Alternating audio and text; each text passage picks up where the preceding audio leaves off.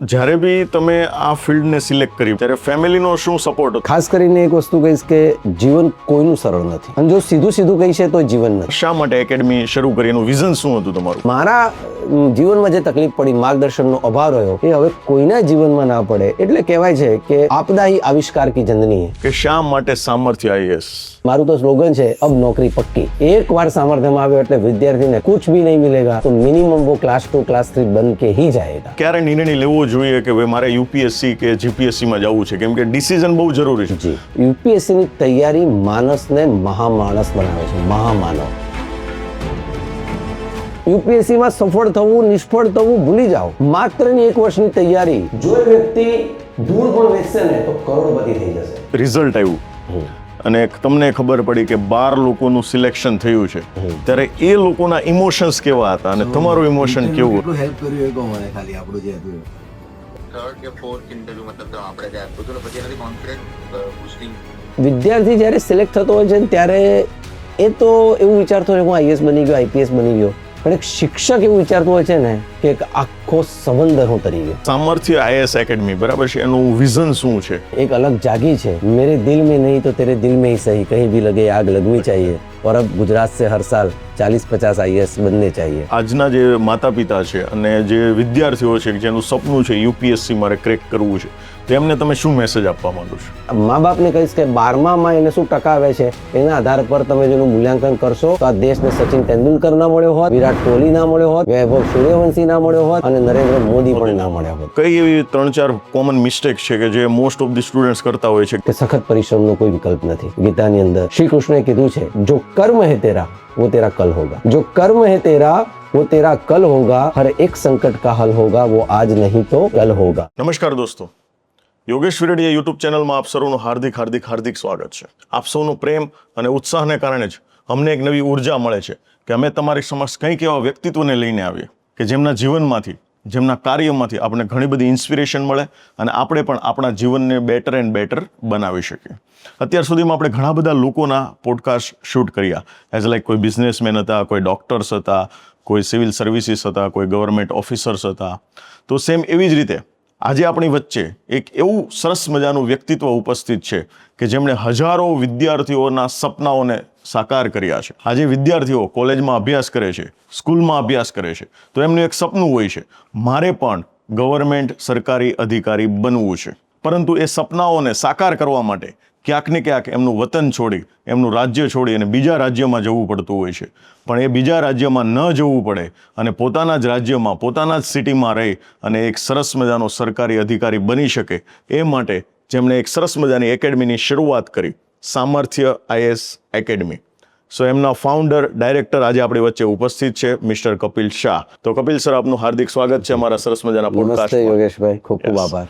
સો આજે આપણે કપિલ સર સાથે ઘણા બધા સવાલોની ચર્ચાઓ કરવાની છે. જો તમારું પણ સપનું હોય કે મારે પણ એક આઈએએસ, આઈપીએસ અથવા જીપીએસસી, યુપીએસસી ક્રેક કરવી છે, તો આજે ઘણા બધા સવાલોનું ડિસ્કશન થવાનું છે કે શા માટે સામર્થ્ય આઈએએસ એકેડમી છે તમારા માટે છે, તમારા સપનાઓને, તમારા મા બાપના સપનાઓને સાકાર કરવા માટે છે. સો કપિલ સર, મેં તમારો ટૂંકમાં પરિચય તો આપ્યો, પણ તમે જ તમારા મુખેથી તમારો એક્સપિરિયન્સ, તમારો અનુભવ અમારા વ્યુઅર્સ સાથે શેર કરો. જી, સૌપ્રથમ તો આપ સર્વેના જે દર્શક મિત્રો છે એમને ખૂબ ખૂબ સ્વાગત કરું છું આપની ચેનલ પર. ખાસ કરીને એક વસ્તુ કહીશ કે જીવન કોઈનું સરળ નથી અને જો સીધું કહીશે તો જીવન નથી. એટલે દરેકના જીવનમાં સંઘર્ષ હોય, એ મારા જીવનમાં પણ સંઘર્ષ રહ્યા. સામાન્ય પરિવાર, સામાન્ય ગામડામાંથી ઉછરી અને એકદમ ટ્રાઇબલ વિસ્તારનું ગામ મારું વિજયનગર, સાબરકાંઠાનું. પણ જીવનની અંદર એક આશા હતી કે એવું કંઈક કરવું છે કે આપણા મા બાપનું નામ રોશન થાય, આપણા પરિવારનું નામ રોશન થાય અને આ દેશનું નામ રોશન થાય. અને જ્યારે એક સપના લઈને એક યુવાન વિજયનગરના સામાન્ય ગામડામાંથી બહાર નીકળે છે ત્યારે એને ખબર પડે છે કે આઈએએસ, આઈપીએસ જેવી પણ કંઈક દુનિયા હોય છે. અને હું નિર્ણય કરું છું આઈએએસની તૈયારી કરવાનો અને દિલ્હી જઉં છું. એ વખતે ગુજરાતની અંદર કોઈ વ્યવસ્થા નહોતી, કોઈ ગાઈડન્સ કરવાવાળું નહોતું અને એ સમયે મેં યુપીએસસીની તૈયારી કરવાનો નિર્ણય કર્યો. અને એક કવિતા છે બહુ જ ફેમસ, જેમાં લખ્યું છે કે 2 roads diverged in a forest. One was less traveled and one was frequently traveled. I choose the less traveled and it makes all the differences. એટલે 2 રોડમાંથી એક રોડ ઉપર આખી દુનિયા ચાલતી હતી. પીટીસી બધા કરતા હતા, બીએડ બધા કરતા હતા, ડોક્ટર બધા બનતા હતા, પણ આઈએએસ બનવાનો વિચાર એ સમયે કોઈએ નહોતો કર્યો. એ રોડ પર કોઈ જતું જ નહોતું. મેં એ રોડ નક્કી કર્યો, એ રોડ પર ગયો અને આજે મારા જીવનની અંદર જે કંઈ સફળતાઓ મને મળી, એ જે લેસ ટ્રાવેલ રસ્તો જે મેં પસંદ કર્યો એના કારણે જીવનની અંદર નવું પરિવર્તન આવ્યું અને આજે હજારો વિદ્યાર્થીઓને, હજારો યુવાઓના માર્ગદર્શક તરીકે એમના જીવનના સપનાઓ, જેમ તમે કીધું કે જૂનું વતન છોડીને, ગુજરાતીમાં બહુ સરસ એક કહેવત છે કે ધ્યેયને પામવા નવું વતન જવું પડે છે, છોડી જૂની નગરી નવું વતન જવું પડે છે. ધ્યેય બહુ અલગ વસ્તુ છે. તમારો ધ્યેય એક જ જગ્યાએ બેસીને ક્યારે પૂર્ણ થવાનો નથી. તો આજે હજારો વિદ્યાર્થીઓને હું માર્ગદર્શન કરી શકું છું. મને આનંદ છે કે મારા ઇન્સ્ટિટ્યૂટના માધ્યમથી હું ખૂબ વિદ્યાર્થીઓના સપના સાકાર કરી શક્યો છું. અને ખાસ કરીને હું તમને એટલું કહીશ કે એવા વિદ્યાર્થીઓ જે ગરીબ પરિવારના છે, મિડલ ક્લાસ, જેના પિતાએ ક્યારે સ્વપ્ન જોયું નહીં કે મારો દીકરો ડીવાયએસપી બનશે, મારો છોકરો આઈપીએસ બનશે, મારો છોકરો કલેક્ટર બનશે. આજે એ પરિવારો, ઘણા પરિવારો તો એવા છે કે જેમના ઘર પર છત નથી, એ પરિવારના બાળકો પણ આજે આઈએસ આઈપીએસ બનીને મા ભારતીની સેવા અમારા માધ્યમથી કરી રહ્યા છે, જેનો મને આનંદ છે. જબરજસ્ત, બહુ જ સરસ મજાની વાત કરી કે ભાઈ જે વિદ્યાર્થીઓ છે એને પોતાનું વતન છોડીને બીજા સિટીઝમાં ટ્રાન્સફર થવું પડે છે પોતાના સપનાઓને સાકાર કરવા માટે. તમે શા માટે નક્કી કર્યું? તમે ઓલરેડી ગવર્મેન્ટ જોબમાં એક સરસ ઓફિસર હતા અને સારી રીતે તમારી ફરજ નિભાવતા હતા, તેમ છતાં પણ તમે એની સાથે સાથે તમે આ શા માટે એકેડમી શરૂ કરી? એનું વિઝન શું હતું તમારું? સૌપ્રથમ યોગેશભાઈ એવું થયું કે હું જ્યારે તૈયારી કરવા ગયો ત્યારે કોઈ માર્ગદર્શન આપવા ના મળે. કોઈને પૂછું કે ભાઈ યુપીએસસીમાં શું તૈયારી કરવાની, જીએસમાં શું વાંચવાનું, મોઢું ફેરવી લે લોકો. જેને ખબર હોય એ પણ આપણને જવાબ ના આપે. એટલે એટીટ્યુડ જોઈને મને એમ થયું કે કોઈ આપણને માર્ગદર્શન નથી આપતો. તો જો મારા જેવા વ્યક્તિને મારા મિત્રો અથવા તો જે પરિચિત લોકો માર્ગદર્શન નતા આપતા, તો મારા મનમાં એક ટીસ હતી કે આવા તો હજારો યુવાનો હશે કે જેને કોઈ ગાઈડન્સ અને માર્ગદર્શકનો બહુ મોટો રોલ છે. ઉંગલી નિર્દેશ કહે છે આપણા ત્યાં. તમે જ્યાં સુધી તમારો ગુરુ ન હોય, માર્ગદર્શક ન હોય, ત્યાં સુધી તમને પથ બતાવનાર કોઈ નથી. ગમે તે વાંચો, કોઈ પણ પુસ્તક વાંચો, એનાથી જીપીએસસી યુપીએસસી પાસ નથી થવાતું. એટલે મેં નિર્ણય કર્યો કે આ જે મને કમી પડી ને, એ કમી હવે ગુજરાતના કમસે કમ કોઈ વિદ્યાર્થીને ના પડવી જોઈએ. એટલે મેં નિર્ણય કર્યો કે હું શરૂઆતની અંદર મેં લગભગ 8 થી 10 વર્ષ સુધી વિદ્યાર્થીઓને ફ્રી પરિવર્તન ફાઉન્ડેશન કરીને એક સંસ્થાની સ્થાપના કરી. ચૌધરી સમાજના વિદ્યાર્થીઓને ફ્રી ઓફ કોસ્ટ ભણાવ્યા, આહિર સમાજના વિદ્યાર્થીઓને ભણાવ્યા, દરબાર સમાજની અંદર જઈને ભણાવ્યા. દરેક સમાજોમાં હું સામેથી કહેતો તમે મને બોલાવશો, મારે પૈસા નથી જોઈતા. ઉનિયા આઈએસ ટ્રેનિંગ સેન્ટર હતું, તેની અંદર મેં ભણાવ્યા વિદ્યાર્થીઓને. તો હું નક્કી કર્યું હતું કે મારા જીવનમાં જે તકલીફ પડી, માર્ગદર્શનનો અભાવ રહ્યો, એ હવે કોઈના જીવનમાં ના પડે. એટલે કહેવાય છે કે જો આપદા હી આવિષ્કાર કી જનની હૈ. જ્યારે તમારા જીવનમાં કોઈક સમસ્યા આવે એને તમે જો સિરિયસલી લો, તો આજે હજારો યુવાનોને કોઈ માર્ગદર્શન જોઈએ તો મારું પ્લેટફોર્મ ઓપન છે. એવું નથી કે દરેક વિદ્યાર્થી એડમિશન માટે આવે છે. મને દિવસમાં જો 100 લોકો મળતા હશે તો એમાંથી 80 લોકો ખાલી ગાઈડન્સ લેવા આવે છે, શું કરવું શું ન કરવું. અને આવા દરેક વિદ્યાર્થીને હું ગાઈડ કરું છું. તો આ એક સ્પાર્ક હતો. એ સ્પાર્કનો જે મેં પ્રોપર યુઝ કર્યો એટલે આજે હેલોજન બની અને લાખો લોકોને પ્રકાશ આપી રહ્યું છે. વાહ ભાઈ વાહ, સલામ છે યાર તમારા કાર્યને યાર. Thank you. સો જ્યારે બી તમે આ ફિલ્ડને સિલેક્ટ કરી, બરાબર છે કે ભાઈ મારે એક સરસ મજાની એકેડમી સ્ટાર્ટ કરવી છે, બરાબર છે, અને ગવર્મેન્ટ જોબને મારે લીવ કરવી છે, ત્યારે ફેમિલીનો શું સપોર્ટ હતો? ફેમિલીનું શું રિએક્શન હતું? જી, આ વાત જે છે એ બહુ જ ખતરનાક પ્રશ્ન છે મારા માટે. ફેમિલીમાં બધાને એવું હતું કે તમે પોલીસની નોકરી કરો છો, વર્દી પહેરો છો, મારી જોડે સ્વાભાવિક છે વેપન પણ હોય, એટલે રૂઆબવાળી નોકરી કહેવાય. એટલે વણિક પરિવારમાં હોવાના કારણે, જૈન હોવાના કારણે આર્થિક રીતે તો બહુ પ્રશ્નો નહોતા, પરંતુ ખાસ પ્રશ્ન તો કે રૂઆબ તમારો ક્યાંક ઓછો ના થઈ જાય. એટલે ખાસ કરીને મારી પત્ની મને કીધું કે તમે જોઈ લેજો આ બાબતે, કે પછી તમે નોકરી છોડી દો તો પછી તમને ક્યાંક ઇન્ફિરિયોરિટી કોમ્પ્લેક્સ ના આવી જાય. મારા મા બાપનો બી આ એંગલ હતો એક કે ભાઈ નોકરી શું કામ છોડવી છે, તારાથી જેટલું સેવાનું કામ થાય એટલું, પણ એનાથી હું ઓછું કર્યું. કારણ કે ક્યાંક ને ક્યાંક સરકારી સિસ્ટમ અને સરકારી જે કંઈ વ્યવસ્થા છે આપણી, એ મારા એ કામ કરવામાં વચ્ચે મને એવું લાગતું હતું કે મારે ક્યાંક ને ક્યાંક હું બંને જગ્યાએ ન્યાય નથી કરી શકતો. અને પછી મને એવું લાગ્યું કે બેટર ટુ લીવ. એટલે મેં મારા જન્મદિવસના દિવસે રાત્રે 1:30 વાગે ઈમેલ કરીને મારું રાજીનામું ગુજરાત સરકારને આપી દીધું. અને સરકારે મને 1 માસ પછી આરામથી મારું રાજીનામું સ્વીકારી લીધું. અને ત્યારબાદ મેં સામર્થ્ય આઈએસના માધ્યમથી આજે ખૂબ વિદ્યાર્થીઓ, આજે વિદ્યાર્થીઓનો સ્નેહ, પ્રેમ, લાગણી અને જે આપણી વ્યવસ્થા હતી ગુરુ પરંપરા, એ ગુરુ પરંપરા આજે જળવાઈ રહી છે. આજે ખરેખર મારા વિદ્યાર્થીઓ, ભલે લોકો કહેતા હશે કે આજકાલના છોકરાઓ ઝેન ઝીન ઝેન આલ્ફા એ ગુરુનું સન્માન નથી કરતા, મારા ઇન્સ્ટિટ્યૂટમાં એવું નથી. મારા વિદ્યાર્થીઓ આજે પણ મારું એટલું જ સન્માન કરે છે, મને એટલો જ પ્રેમ કરે છે. અને સામે એ શિસ્તની સાથે સાથે શિક્ષણ પણ મેળવી રહ્યા છે અને સફળતા પણ એ મેળવી રહ્યા છે. આ વર્ષે મેં આપને વાત કરી હતી કે આ વર્ષે 12 વિદ્યાર્થીઓ આપણા ઇન્સ્ટિટ્યૂટમાંથી આઈએસ આઈપીએસ બન્યા છે, એક જ ઇન્સ્ટિટ્યૂટમાંથી, જે ઘણી મોટી ઘટના છે. ખરેખર બહુ જ મોટી સફળતા કહેવાય કે એક જ વર્ષમાં 12 વિદ્યાર્થીઓનું સિલેક્શન એક જ ઇન્સ્ટિટ્યૂટમાંથી. યસ. તો મારો નેક્સ્ટ ક્વેશ્ચન એ છે કે શા માટે સામર્થ્ય આઈએએસ? હું ગુજરાતના યુવાનો એવું કહીશ કે માત્ર સામર્થ્ય આઈએએસ નહીં, તમે યુપીએસસીની તૈયારી કરો, જીપીએસસીની કરો, જ્યાંથી થાય ત્યાંથી કરો. જે ગામમાં છો એ ગામની લાઇબ્રેરીથી શરૂઆત કરો, છાપું વાંચવાથી કરો. યુપીએસસીની તૈયારી માણસને મહામાણસ બનાવે છે, મહામાનવ. યુપીએસસીમાં સફળ થવું નિષ્ફળ થવું ભૂલી જાઓ. માત્ર ની 1 વર્ષની તૈયારી જો એ વ્યક્તિ ધૂળ પણ વેચશે ને તો કરોડપતિ થઈ જશે, કારણ કે એની અંદર આ આર્ટ આવી જશે. એટલે હું એવું નથી કહેતો કે માત્ર સામર્થ્ય આઈએએસ, એને જ્યાંથી તૈયારી કરી શકે ત્યાંથી કરી શકે. વાત કરીએ તો મારી જોડે કેટલીક એક્સ્ટ્રા જે આપણે વસ્તુઓ જે મેં જોઈ કે જેની તકલીફ હતી ગુજરાતમાં, તો દિલ્હીની ફેકલ્ટી તો એની બહુ ફેમસ ફેકલ્ટી છે, ખૂબ ક્વોલિફાઈડ ફેકલ્ટી હોય છે. તો આવી દિલ્હીની ફેકલ્ટી આપણા સામર્થ્ય આઈએએસમાં છે, જે જનરલી ગુજરાતમાં અઘરું હોય છે. આપણી ટોટલ ફેકલ્ટીઝ દિલ્હીની છે. સેકન્ડ થિંગ જે ઇમ્પોર્ટન્ટ છે, મેન્ટરશિપ, 1-to-1 મેન્ટરશિપ. આજે એઝ અ કપિલ સર હું ડાયરેક્ટરની ખુરશી પર બેસીને એર કન્ડિશનની હવા નથી ખાતો. હું પોતે લેક્ચર વાંચું છું, હું પોતે પોલિટી ભણાવું છું, જે વિદ્યાર્થીઓને ખબર છે. હું પોતે 1-to-1 દરેક વિદ્યાર્થીને મા બાપને મળું છું, કારણ કે આ સપનાઓની પરીક્ષા છે, આ ઉમ્મીદોની પરીક્ષા છે, આ માત્ર પરીક્ષા નથી. તો એવા સમયે જ્યારે વિદ્યાર્થી મને મળવા આવે છે ત્યારે કહું છું મને મળ, હું તારું પોટેન્શિયલ જોઉં છું, તારી પરીક્ષા લઉં છું, પછી તને એડમિશન આપીશ. એટલે સામર્થ્ય એટલે એટલું જ કહેવું છે કે સામર્થ્યની અંદર અમે જે સિસ્ટમ ડેવલપ કરી છે, એવરીડે ટેસ્ટની સિસ્ટમ, એની સાથે સાથે હું તમને ખાસ કહું કે અમારા વિદ્યાર્થીઓને અમે એક્સપોઝર આપીએ છીએ. એટલે આજે વિદ્યાર્થી 1-1.5 વર્ષ રહે છે તો વિદ્યાર્થીને આઈએએસ આઈપીએસ સાથે ડાયરેક્ટ મીટિંગ કરાવીએ છીએ. વિદ્યાર્થીઓને પોલીસ કમિશનર કચેરી લઈ જઈને એડમિનિસ્ટ્રેશનનો અનુભવ કરાવીએ છીએ. સરકારની સ્પેશિયલ પરમિશન લઈ અને વિધાનસભાનું ચાલુ સત્ર બતાવીએ છીએ. આવું બધું જે નવા ઇનોવેટિવ આઈડિયાઝ કર્યા, પ્લસ અમે વિદ્યાર્થીઓને ડિબેટ કરાવીએ છીએ. વિદ્યાર્થીને personality development right from the first day. ઘણા ગુજરાતી માધ્યમના વિદ્યાર્થીઓને જ્યારે ઇંગ્લિશમાં પ્રોબ્લેમ હોય છે તો દર શનિ રવિએ ઇંગ્લિશ ઇમ્પ્રુવમેન્ટના additional class free of cost, જેનો કોઈ ચાર્જ સંસ્થા નથી લેતી. અને ખાસ કરીને 24/7 કપિલ સરની પ્રેઝન્સ.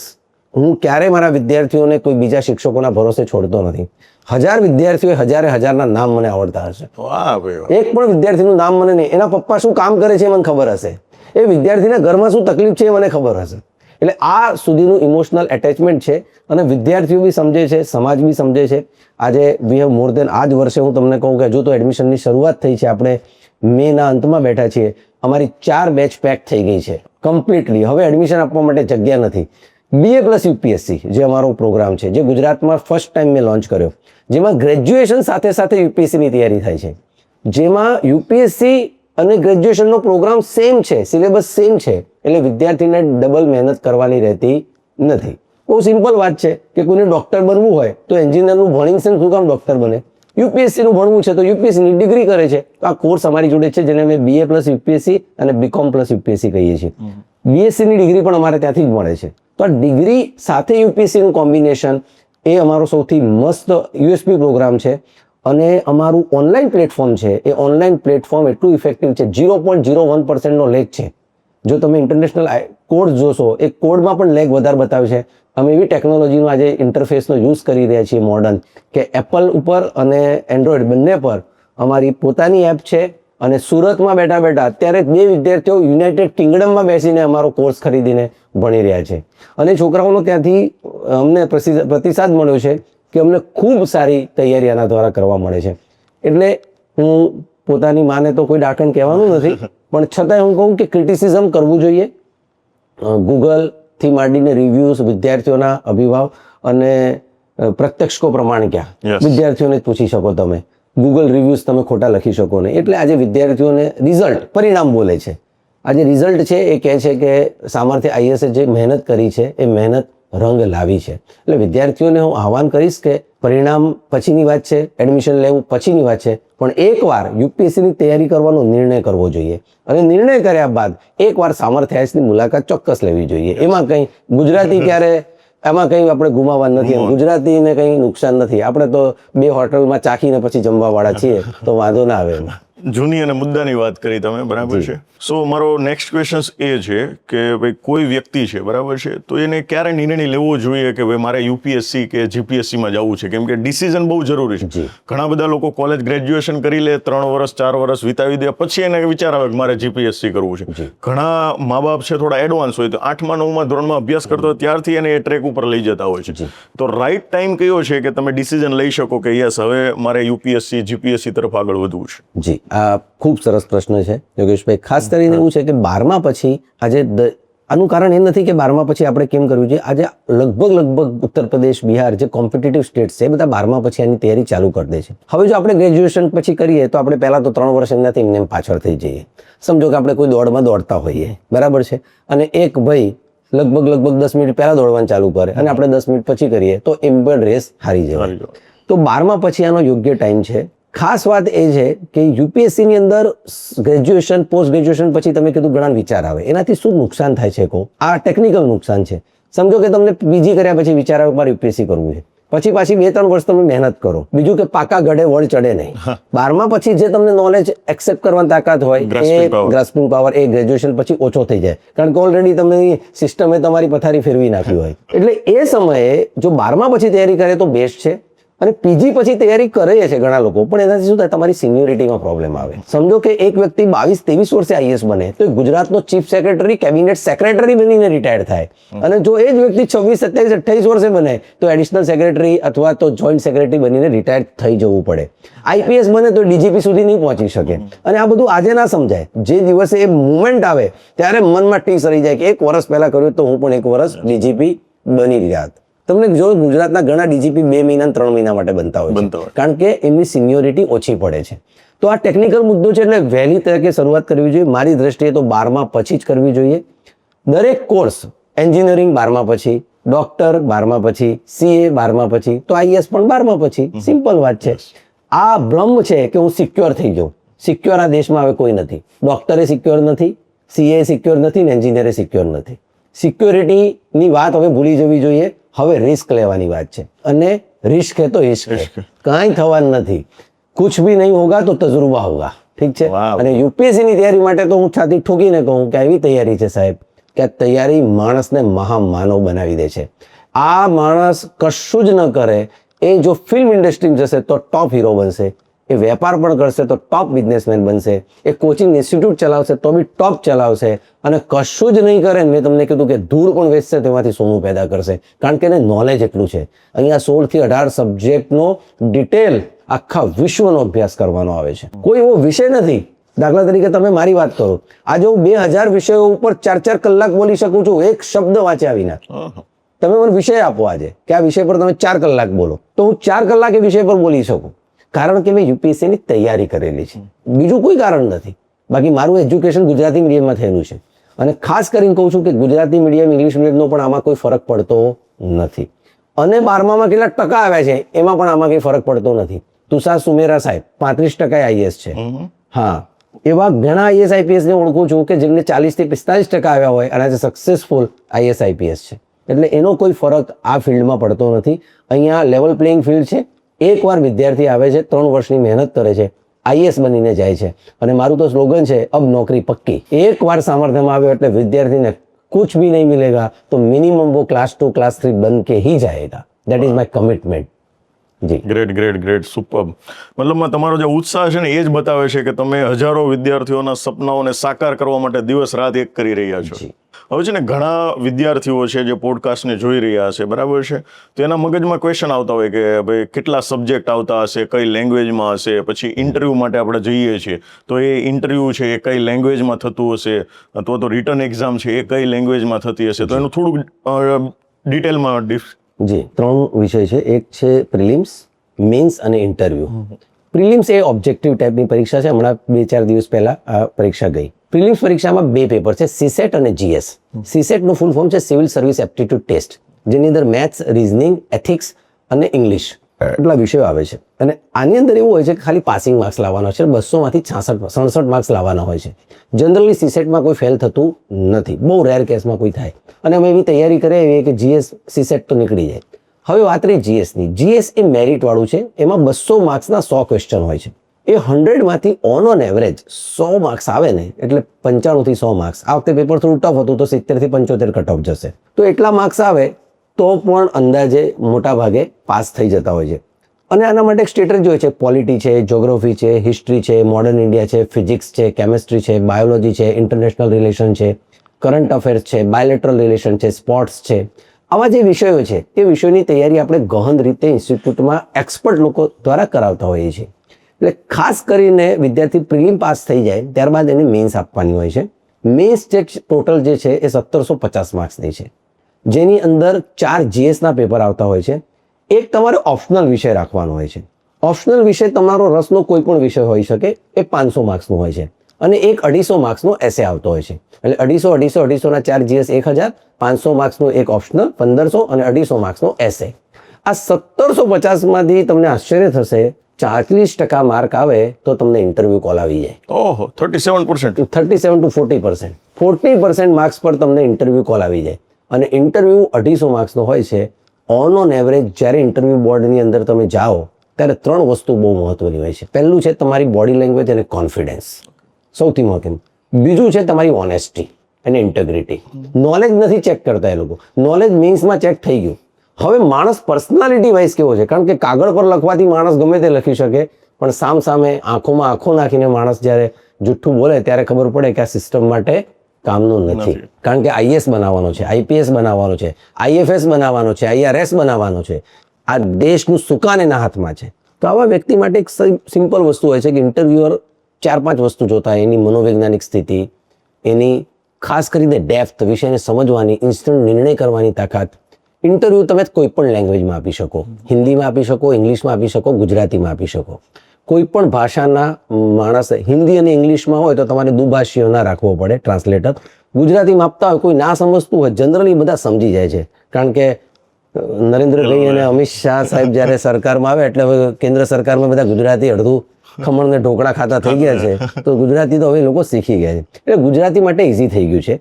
અને કમ્પેરેટિવલી હવે ગુજરાતના મેમ્બર્સ પણ યુપીએસસીમાં છે. જેમ કે આપણા ગુજરાત જીપીએસસીના ચેરમેન દિનેશ દાસા સાહેબ હતા, એ હાલ યુપીએસસીના મેમ્બર છે. તો ઘણો ફરક પડી ગયો છે. અને માધ્યમનો કોઈ ફરક આમાં પડતો નથી. આ વર્ષે લગભગ મને લાગે છે 28 વિદ્યાર્થીઓ આઈએએસ બન્યા છે. ગુજરાતમાંથી સિલેક્શન થયું છે. એમાંથી 13 થી 14 લોકો ગુજરાતી મીડિયમમાં પરીક્ષા આપી છે. હા, એટલે મીડિયમનો કોઈ ફરક આમાં પડતો નથી. પણ ખાસ કરીને મેઇન્સ પરીક્ષા છે, એમાં આન્સર રાઇટિંગ પ્રેક્ટિસ અને એની અંદર ડિટેલ નાની વસ્તુઓ, how to write answer, discuss, elaborate, આવા શબ્દોનો શું ઉપયોગ છે, એની ડેપ્થ કેટલી રાખવી, 250 શબ્દોમાં કઈ રીતે સમઅપ કરવું, કન્સેપ્ટ ક્લેરિટી, આ બધી વસ્તુ. અને ઇન્ટરવ્યુમાં ડેફ કરીને છે ડિટેલ એપ્લિકેશન ફોર્મ. એ ડેફમાં તમે જે ભર્યું હોય, તમારો શોખ, તમારું પરિવારનું આખું ડિટેલ્સ, તમારી પ્રીવિયસ જોબ, તમારું એજ્યુકેશન, મોટા ભાગે એના સેન્ટ્રિક પ્રશ્નો હોય છે. આ બધી તૈયારી આપણે દિલ્હી જઈને કરાવી છે. તમે મને પ્રશ્ન પૂછ્યો તો વાય સામર્થ્ય, તો આપણું દિલ્હીમાં સેન્ટર છે. તો આપણે ઇન્ટરવ્યુની તૈયારી આપણે આપણા માધ્યમથી, આપણા ખર્ચે 10 દિવસ આપણા વિદ્યાર્થીને મેન્સ પાસ કર્યા પછી દિલ્હી લઈ જઈ અને દિલ્હીમાં આપણે તૈયારી કરાવીએ છીએ. એટલે સામર્થ્ય એના માટે પણ એક આ મહત્વની વાત છે. જી, ગ્રેટ. બહુ સરસ. હવે એક થોડો ઇમોશનલ ક્વેશ્ચન્સ મારે પૂછવો છે કે જ્યારે બી રિઝલ્ટ આવ્યું અને તમને ખબર પડી કે 12 લોકોનું સિલેક્શન થયું છે, ત્યારે એ લોકોના ઇમોશન્સ કેવા હતા અને તમારું ઇમોશન કેવું હતું? ઇમોશન માટે એક વિડીયો છે મારી જોડે. જો પોડકાસ્ટને એડિટ કરીને તમે વિડીયો ચોક્કસથી ચલાવી શકશો તો મારી જોડે છે. મેં એમને ફોન કર્યો, એટલા ખુશ થઈ ગયા કારણ કે મેં વોટ્સએપ કોલ પર વાત કરી છે એમની જોડે. અને કહે છે કે સાહેબ મને તમારી એટલી હેલ્પ મળી, થેન્ક યુ સો મચ. આંખમાં આંસુ આવી ગયા. એકદમ ગરીબ પરિવારનો છો, એનું ઘર દેખાય છે પાછળ. અને આઈએસ બની ગયા. મિહિરભાઈ નામ છે, મિહિર પટેલ, બરાબર છે. તો વિદ્યાર્થી જ્યારે સિલેક્ટ થતો હોય છે ત્યારે એ તો એવું વિચારતો હોય હું આઈએસ બની ગયો, આઈપીએસ બની ગયો. પણ એક શિક્ષક એવું વિચારતું હોય છે ને કે એક આખો સંબંધ હું તરી ગયો. કારણ કે સિલેક્શન ના થાય ને ત્યારે હું પણ નિરાશ થઈ જાઉં છું. અને ઘણા વિદ્યાર્થીઓમાં અખૂટ વિશ્વાસ હોય છે કાં તો સિલેક્ટ થઈ જ જશે, પણ ક્યાં ને ક્યાંક સિસ્ટમમાં, ક્યાંક પરફોર્મન્સમાં પ્રોબ્લેમ થઈ જતી હોય. પણ આવા વિદ્યાર્થીઓનો સાથ હું છોડતો નથી. એટલે હું વિદ્યાર્થીઓને કહું છું કે once a student always a student for me. જ્યાં સુધી તમે આઈએસ નહીં બનો ત્યાં સુધી કપિલ સર તમારો હાથ પકડી રાખશે, અને આઈએસ બન્યા પછી મારો હાથ પકડી રાખવો કે નહીં એ તમે નક્કી કરજો. એટલે હું વિદ્યાર્થીનો હાથ ક્યારે છોડતો નથી. હું જ્યાં સુધી સિલેક્ટ નહીં થાય ત્યાં સુધી એની સાથે રહું છું. ખૂબ વિદ્યાર્થીઓ બહુ જ સામાન્ય પરિસ્થિતિમાં આવી અને આજે આઈએસ આઈપીએસ બનતા હોય છે, એમના ઉપર મને ગર્વ છે. અને આવા વિદ્યાર્થીઓના સતત સંપર્કમાં હું રહી એમના જીવનમાં કોઈ સમસ્યા હોય, ઇવન દિલ્હીમાં એમને જઈને કોઈ તકલીફ હોય તો હું સોલ્વ કરતો હોઉં છું. અને આ જીવન સાથે વણાઈ ગયું છે. હવે આના માટે હું કોઈ સ્પેશિયલ પ્રયત્ન કરું છું એવું નથી. અંદરથી જ એવું થઈ જાય કે મારો સ્ટુડન્ટ છે એને કોઈ અન્યાય ન થાય, એને કોઈ તકલીફ ના પડે. કારણ કે ખૂબ મહેનતનું કામ છે. વિદ્યાર્થીઓ 12-12, 13-13 કલાક વાંચતા હોય, ઊંઘ આવે તો મોઢા ઉપર પાણીના છાંટા નાખીને વાંચતા હોય, ભીનું કપડું રાખતા હોય, રાત્રે 3-3, 4-4 વાગે ચા પીને વાંચતા હોય. આટલી મહેનત કર્યા પછી જો કોઈ નિષ્ફળ થાય તો સ્વાભાવિક ગુરુને તો હંમેશા દુઃખ થતું હોય. અને ગુરુ એક એવું પ્રાણી છે, કદાચ માતા પિતા બધા ઘણા બધા છે દુનિયામાં, પણ બધાને કેવું હોય, કદાચ માતા પિતાને હોય કે ભાઈ ચલો આ હોશિયાર છે તો આગળ વધે, ના ઠોઠ છે તો ના દે. ગુરુને આખી બેચમાંથી બધા પાસ થાય એવી ઈચ્છા હોય. ગુરુ ક્યારે ના ઈચ્છે કે આમાંથી કોઈ ફેલ થાય. અને હું તો એવો ગુરુ છું કે મારો વિદ્યાર્થી ફેલ થાય એટલે હું મારી ફેલ્યોર ગણું છું, વિદ્યાર્થીની નથી ગણતો. એટલે હું ઈચ્છું કે મારો સ્ટુડન્ટ તો, મારો એસ્પિરન્ટ તો 100% સફળ થવો જ જોઈએ. અને આ જીદ છે, અને આ જીદ સાથે જ્યારે કામ કરીએ છીએ ને ત્યારે પરિણામ 100% નહીં તો 90% તો મળે જ છે. ડેફિનેટલી. જી.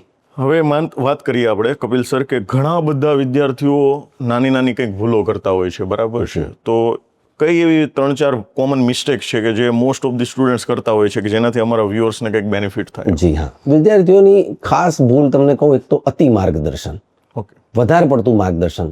5-5 જણને, આપણે ત્યાં ગુજરાતીમાં એક કહેવત છે, 2 ઘરનો પરોણો ભૂખ્યો મરે. બરાબર છે? તમે પેલાને કીધું તારા ઘરે આવીશ ને તારા ઘરે 2 માંથી કે જમવાનું ના બનાવે. તમે 4-5 લોકોનું, બહુ લોકોનું માર્ગદર્શન લેવાનું જરૂર નથી. કોઈ એકને પકડો.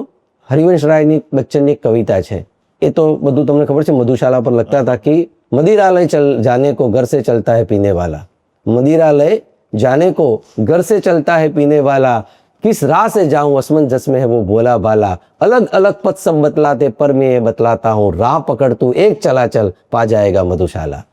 एक रस्तो पकड़, एक है नेक है, એ જ રસ્તે ચાલો, ભલે થોડીક દેર હોગી લેકિન આપકા સંઘર્ષ સફળ હોગા. એટલે મારે એ કહેવું છે વિદ્યાર્થીઓને, બહુ બધા લોકોનું માર્ગદર્શન ન લો.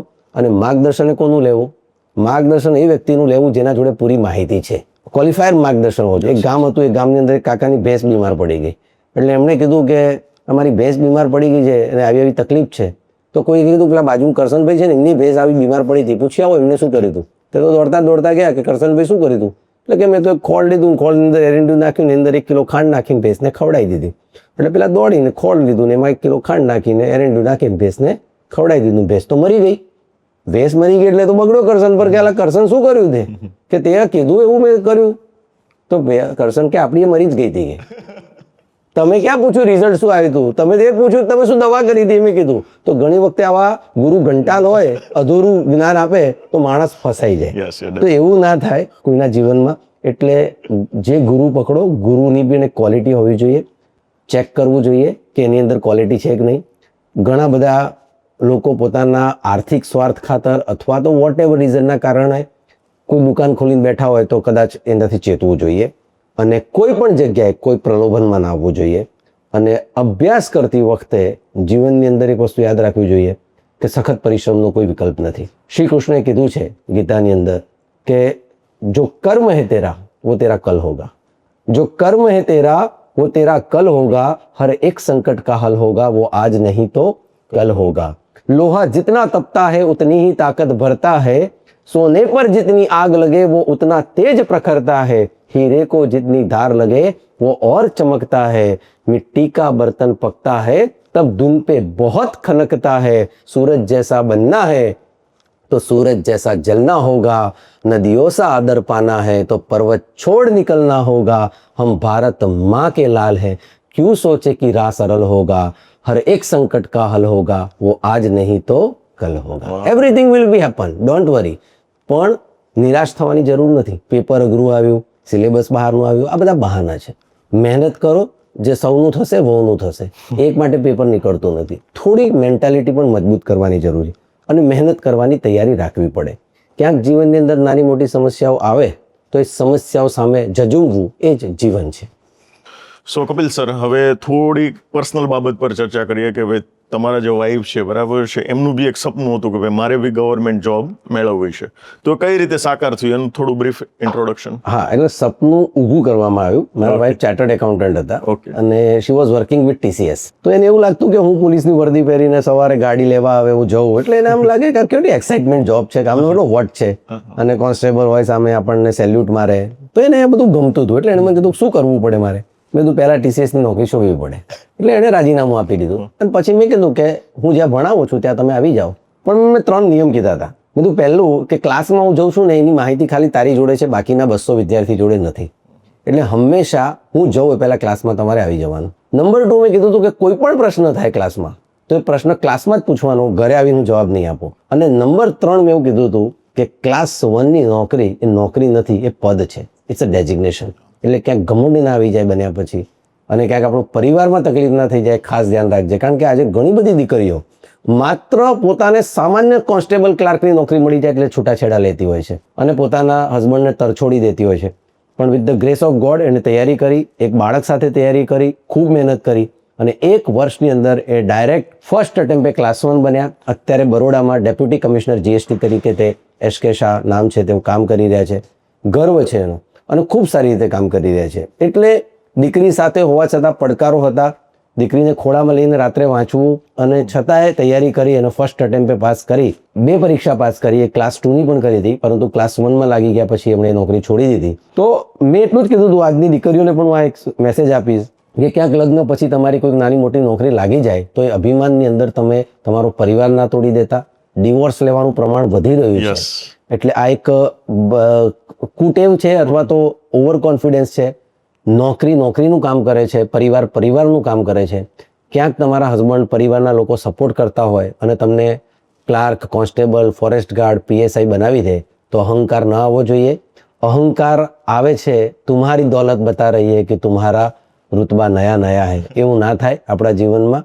જે વ્યક્તિ જોડે જ્યારે શિક્ષણ આવે, જ્યારે જ્ઞાન આવે, જ્યારે પાવર આવે ત્યારે વિનમ્રતા ચોક્કસ આવવી જોઈએ. અને વિનમ્રતા આવે તો કદાચ જીવન ખૂબ સરળ અને સુંદર બની જતું હોય છે. ડેફિનેટલી બહુ સરસ વાત કરી તમે. GPSC અને UPSC ઘણા બધા કન્ફ્યુઝનમાં હોય છે કે ભાઈ GPSC કરાય કે UPSC કરાય, તો આનું થોડુંક બ્રીફમાં આપી દો તો ઇન્ફોર્મેશન. પહેલા એવું હતું યોગેશભાઈ કે GPSC નો સિલેબસ UPSC સાથે સેમ નહોતો. એટલે GPSC નો સિલેબસ થોડો ડિફરન્ટ હતો, UPSC નો ડિફરન્ટ હતો. પરંતુ છેલ્લા 10 વર્ષથી GPSC કમ્પ્લીટ UPSC સાથે અલાઇન કરી દીધું છે.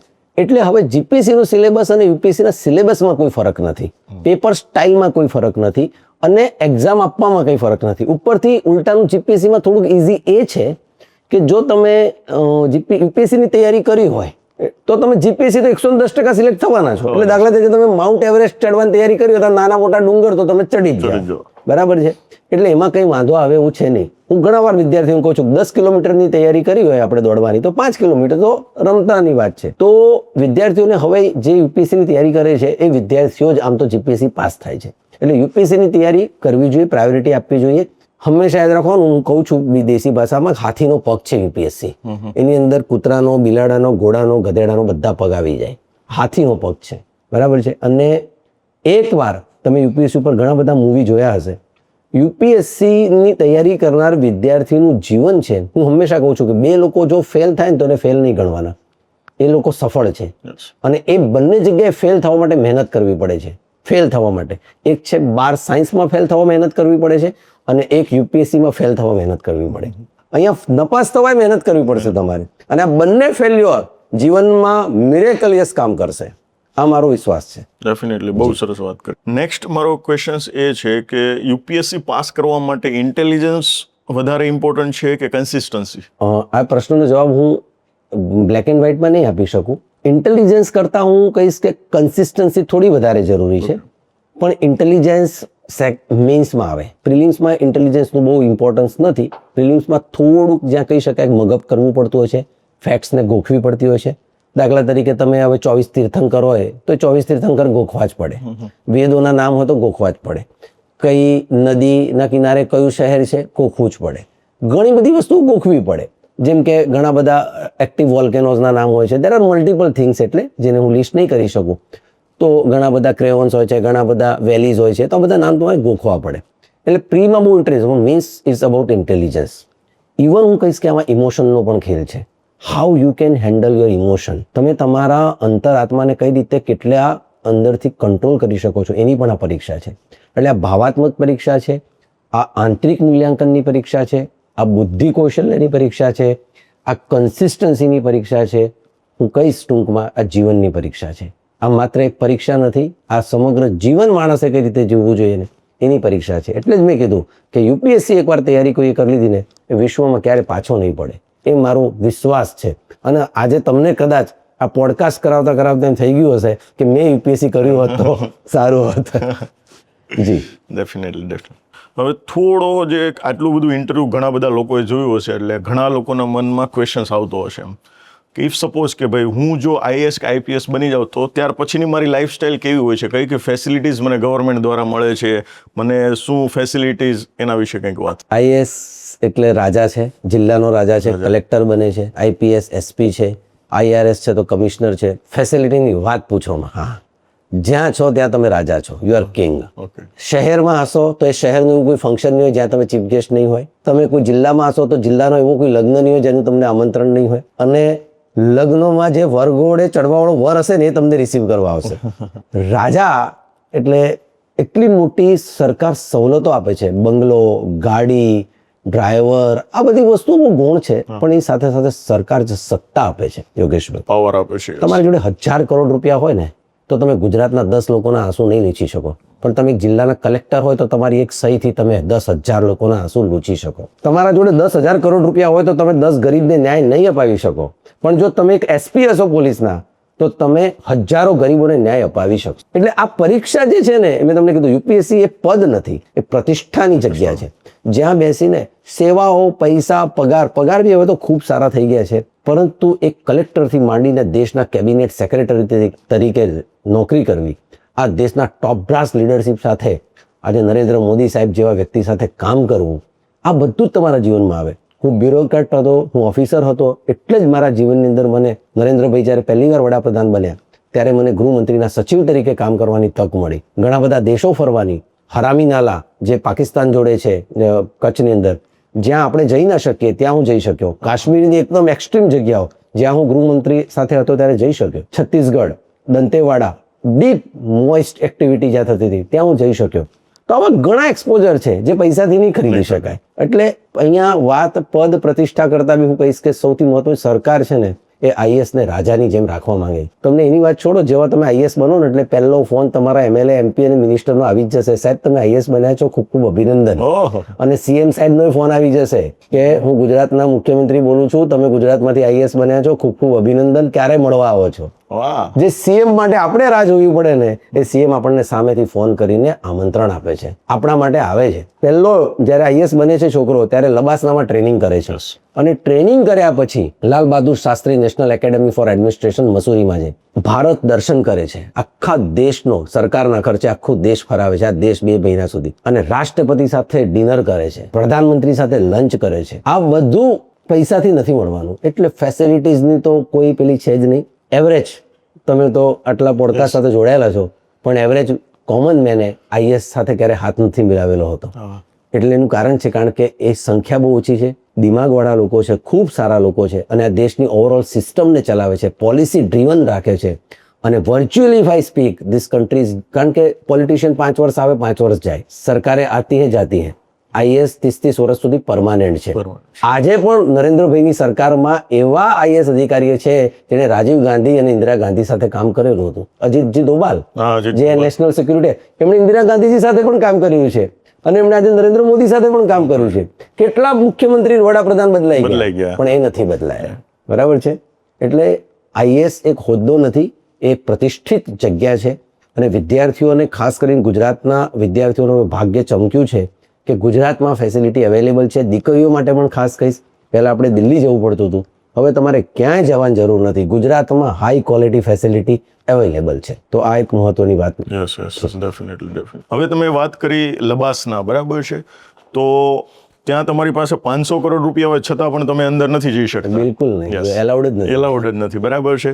તો ત્યાં કેવા પ્રકારની ટ્રેનિંગ આપવામાં આવે છે? કેમ કે ઘણા બધા લોકોએ માત્ર નામ સાંભળ્યું હોય છે કે ભાઈ ત્યાં 3 મહિનાની 6 મહિનાની ટ્રેનિંગ હોય છે, તો કેટલા સમયગાળાની ટ્રેનિંગ હોય છે, અને ત્યાં તમને શું ટ્રેનિંગ આપવામાં આવે જે ટ્રેનિંગ જે હોય છે એ વહીવટી ટ્રેનિંગ પણ હોય છે. પહેલા 4 મહિના ફાઉન્ડેશન કોર્સ હોય છે. ફાઉન્ડેશન કોર્સ પછી વિદ્યાર્થીઓને સ્પેસિફિકલી મેં કીધું તમને ભારત દર્શન માટે બધા વિદ્યાર્થીઓ, પછી કેડર એલોકેશન થાય, એટલે કોણ આઈએએસ બન્યું, કોણ આઈપીએસ બન્યું, કોણ આઈએફએસ બન્યું, જે કેડરમાં હોય એ પ્રમાણે. જેમ કે કોઈ આઈપીએસ બન્યું તો એની હૈદરાબાદમાં સરદાર વલ્લભભાઈ પોલીસ એકેડમી છે, એમાં ટ્રેનિંગ થાય. એને પછી ફાયરિંગની, શૂટિંગની, કોમ્બેટ ટ્રેનિંગ, ટેરરિઝમ સાથે કઈ રીતે લડવું, એ બધી પોલીસની ટ્રેનિંગ. આઈએસ ને વહીવટી, મહેસૂલી કાયદા, જમીનના કાયદા, કયા કયા લેન્ડ રેવન્યુ કોડ છે એ. આઈઆરએસ હોય તો જીએસટી ની ટ્રેનિંગ, જીએસટી એક્ટ, બરાબર છે. ઇન્કમ ટેક્સ વાળો હોય તો ઇન્કમ ટેક્સની ટ્રેનિંગ, એ નાગપુરમાં થાય છે. આઈએફએસ હોય તો એને વિદેશની ટ્રેનિંગ, એમ્બેસેડર તરીકે જશે, આપણા દેશનું પ્રતિનિધિત્વ કરશે. એક દેશમાં આપણો એક જ એમ્બેસેડર Ambassador હોય. તો એ જે રાજદૂત છે તો એને એક દેશની ભાષા પણ શીખવી પડે. પછી એ દેશની અંદર ટ્રેનિંગ આપે. કોઈ ઇન્ડિયન ટ્રેડ સર્વિસનો હોય તો એને ઇન્ટરનેશનલ એક્સપોર્ટ ઇમ્પોર્ટનું ટ્રેનિંગ આપે. તો પછી બધી ટ્રેનિંગ ડિવાઈડ થઈ જતી હોય છે. પહેલા 4 મહિના ફાઉન્ડેશન એક સાથે હોય છે, તો જે લબાસનામાં થાય છે, અને પછી અને આઈએસની ટ્રેનિંગ પછી ફૂલ ટાઈમ લબાસનામાં થાય.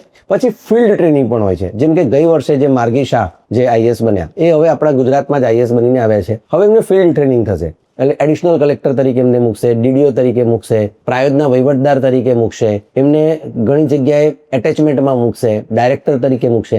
એટલે એમને ઓન જોબ ટ્રેનિંગ થઈ ગઈ, અને એ ટ્રેનિંગ પછી એમને એડિશનલ કલેક્ટર બનાવશે. ડેફિનેટલી. આ રીતનું હોય છે. સો આમાં વિદ્યાર્થી જાતે સિલેક્ટ કરી શકે છે કે મારે પોલીસ બનવું કે મારે કલેક્ટર બનવું, કે એના સ્પેસિફિક રેન્કિંગ હોય છે, આ રેન્ક આવે તો જ તમને આ પોસ્ટ મળે, એવું કંઈ હોય છે? જી, બંને હોય છે. વિદ્યાર્થી પ્રેફરન્સ આપી શકે છે કે ફર્સ્ટ પ્રેફરન્સ મારો IAS, second IPS, third IRS, fourth IPS આપી શકે. પણ that preference should be commensurate with the rank. એટલે તમે રેન્ક સેકન્ડ નંબર પર આઈપીએસ માંગ્યું હોય પણ તમારો રેન્ક 400 આવ્યો હોય તો તમને આઈપીએસ ના મળે. ઓકે, બરાબર છે. પણ તમે સેકન્ડ નંબર પર આઈપીએસ માંગ્યું હોય અને તમારો રેન્ક એ પ્રમાણેનો હોય 80, 90, 100 ની આજુબાજુ, તો તમને મળી જાય. Okay. તમે આઈએસ માંગ્યું અને તમારો રેન્ક 1 થી 40, 1 થી 50 ની વચ્ચે હોય તો જનરલી મળી જાય. Okay. એ રીતે એટલે રેન્ક એ આવવો જોઈએ, અને પેલી સામે ચોઈસ પણ હોવી જોઈએ. હવે સમજો કે તમારો રેન્ક તમે 20માં આવી ગયો છે પણ તમે ફર્સ્ટ ચોઈસ આઈએફએસ નાખી છે, તો તમને આઈએફએસ મળી જાય. Okay, definitely. Exactly. ઓકે. સો કપિલ સર, સામર્થ્ય આઈએસ એકેડમી, બરાબર છે, એનું વિઝન શું છે? વિઝન એક જ છે. દિલમાં 2-3 દુઃખ હતા. એક તો 4th રેન્ક હવે ગુજરાતમાંથી આવી ગયો છે માર્ગી ચિરાગ શાહનો. હવે ઈચ્છા એવી છે કે ઓલ ઇન્ડિયામાં એકવાર ગુજરાતનો છોકરો ફર્સ્ટ રેન્ક લઈ આવે. અને એ દિવસે એવું તો નહીં કહું કે સામર્થ્ય એમનું ડ્રીમ પૂરું થઈ જશે, પણ એ દિવસે કદાચ મેં જે પરિશ્રમ કર્યો છે એ મને લેખે લાગે એવું લાગશે. એટલે ગુજરાતમાંથી ફર્સ્ટ રેન્ક આવે એ મારી ઈચ્છા છે. અને ઓન એવરેજ દર વર્ષે 40 થી 45 ગુજરાતીઓ આઈએસ આઈપીએસ બને. આ 2 ગોલ તો ગમે તેમ કરીને પ્રૂવ કરવાના છે. અને ખૂબ ટૂંકા ગાળામાં કદાચ આપણું નેક્સ્ટ પોડકાસ્ટ 2027-28માં થશે તો આ 2માંથી એકાદો ગોલ તો આપણે સિદ્ધ કરી લીધો હશે. આપણી મહેનત ખૂબ સારી દિશામાં ચાલી રહી છે. સામર્થ્ય આઈએસની ટીમ, ફેકલ્ટી, અને આજે સામર્થ્ય આઈએસના પ્લેટફોર્મ, અને તમે પ્રજાનો વિશ્વાસ જોઈ શકતા હશો. આજે મારો જે સેમિનાર હતો સવારે, એની અંદર લગભગ 650 થી 700 વિદ્યાર્થીઓ આવ્યા હતા. એવરેજ મારા સેમિનારમાં 2000-3000 વિદ્યાર્થીઓ સાંભળવા માટે આવે છે. વિદ્યાર્થીઓ ઉત્સાહભેર આવે છે, તડકામાં ગરમીમાં સહન કરીને આવે છે. મીન્સ કે હવે એક આગ લાગી છે, એક અલગ જાગી છે. મેરે દિલ में नहीं तो तेरे दिल में ही सही, कहीं भी लगे आग लगनी चाहिए. और अब गुजरात से हर साल 40-50 आईएएस बनने चाहिए. આપણે એ જ મકસદ છે. ઓકે, મકસદ નહીં ભૂલના હે. ધુરંધર. સો કપિલ સર, અત્યાર સુધીમાં સામર્થ્ય એકેડમીમાંથી કેટલા લોકો જીપીએસસી અને યુપીએસસીમાં સિલેક્ટ થયા છે, અને કેટલા લોકો અત્યાર સુધીમાં તમારી પાસે ટ્રેનિંગ લઈ ચૂક્યા છે? જીપીએસસી, ખાલી જીપીએસસી ન કહી શકાય, પોલીસ ભરતી બોર્ડ, પોલીસમાં ખૂબ વિદ્યાર્થીઓ લાગ્યા છે. લગભગ હું માનું છું ત્યાંથી 500-600 કોન્સ્ટેબલ બન્યા છે. પીએસઆઈ બન્યા હશે 100-150 જેવા. ઓલ ઇન ઓલ જો હું તમને કહું, નાયબ મામલતદાર, તલાટી, સિવિલ એન્જિનિયર, આસિસ્ટન્ટ એન્જિનિયર, ગવર્મેન્ટમાં ડોક્ટર, પછી ટીડીઓ, પછી ત્યારબાદ deputy collector, DYSP, assistant commissioner in GST, registrar, આવી અલગ અલગ પોસ્ટ ઉપર, ડીવાયએસઓ, લગભગ 4000થી ઉપર વિદ્યાર્થીઓ અત્યાર સુધી સિલેક્ટ થયા છે. અને આઈએએસની અંદર આ વર્ષનું પરિણામ જે છે એ ઉત્કૃષ્ટ પરિણામ છે. એક સાથે 12 વિદ્યાર્થીઓ આ વખતે સિલેક્ટ થયા છે, જે એકમાત્ર સંસ્થા છે જે આપણે કહી શકીએ કે જનરલી આટલા મોટા પરિણામની આશા મને પણ નથી, પણ વિદ્યાર્થીઓ મહેનત કરી. હમ તો ઘર સે અકેલે નિકલે થે, લોગ જુડતે ગયે, કારવા બનતા ગયા. અને આજે પરિસ્થિતિ એવી છે કે મને સવારે 8 વાગે ઓફિસ જઉં છું, ઇન્સ્ટિટ્યૂટ પર તો રાત્રે 8 વાગ્યા સુધી શ્વાસ લેવાનો સમય નથી મળતો. અને હું ભગવાનનો આભાર માનું છું કે મને આટલો વ્યસ્ત રાખ્યો છે, કારણ કે નોકરી પછી આટલી વ્યસ્તતા રાખવી એ અઘરી હતી.